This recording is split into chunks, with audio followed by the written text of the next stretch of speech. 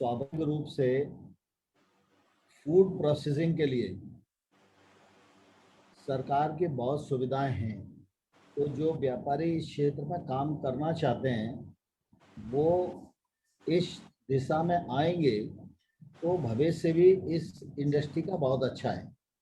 और इसलिए मुझे लगता है कि इसमें सरकार के सुविधाएं भी बहुत हैं, सब्सिडी भी बहुत हैं। मिनी फूड पार्क में आप आ सकते हैं, बाकी चीज़ों में आ सकते हैं। तो इस दिशा में मुझे लगता है एक तो सोचना चाहिए।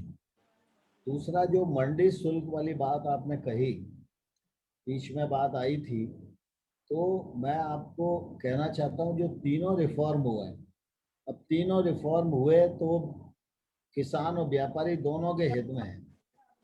हम लोगों ने नया एक्ट बनाया, उसमें मंडी शुल्क कहीं नहीं लगेगा और किसान के उत्पादन का कोई भी ट्रक जा रहा हो, पंजाब से तमिलनाडु जाएगा तो कोई भी राज्य सरकार उसको हाथ नहीं दे सकेगी और किसी राज्य में भी जाके उस पर टैक्स नहीं लगेगा। ये कानून बनाया, लेकिन दुर्भाग्य से वामपंथियों के आंदोलन के कारण इस कानून का अमल ठीक प्रकार से नहीं हो पा रहा है।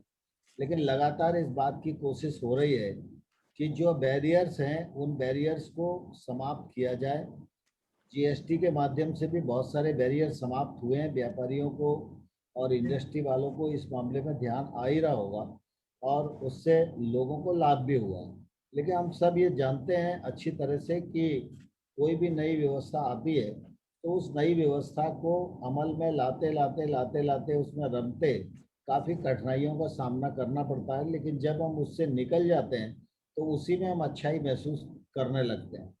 एक लंबे कालखंड से बहुत सारे रिफॉर्म नहीं हुए थे, अब ये रिफॉर्म हुए हैं तो आने वाले कल में इसका निश्चित रूप से लोगों को फायदा होएगा। बहुत सारे बंधुओं ने अनेक विषयों पर समस्याएं, कठिनाइयां, उन पर अपनी बातचीत रखी है। तो मैंने भूपेंद्र जी को कहा ही था कि वो लिपिबद्ध करके मेरे पास आज ही भेज दें। तो मैं निश्चित रूप से आपको आश्वस्त करता हूँ, संबंधित मिनिस्ट्री के मिनिस्टर से मैं बात भी करूँगा, अलग अलग भी करूँगा और जो कुछ नियमों के अंतर्गत निकाल हो सकता है, व्यापार चले और व्यापारियों को कठिनाई न हो, इस दृष्टि से जो मेरे प्रयास की आपकी अपेक्षा है उस अपेक्षा के अनुरूप मैं जरूर प्रयास करूंगा। इस बात का आश्वासन आप सबको देता हूं। आप सब ने इस कार्यक्रम को आयोजित किया, आप सबको हृदय से बहुत बहुत धन्यवाद। क्योंकि अब सबके विषय में बोलूँगा तो बहुत लंबा 1-1.5 घंटा लग जाएगा मुझे जवाब देते में, और आप सबका भी समय है, मेरा भी है। और इसलिए मैं आपको यही कहना चाहता हूँ कि आप ये मुझे अभी भेज दीजिए ज्ञापन और मैं सिलसिलेवार सारी बात संबंधित मिनिस्ट्री को बताऊंगा और कोशिश करूंगा कि आपका काम हो सके। बहुत थैंक बहुत यू। धन्यवाद।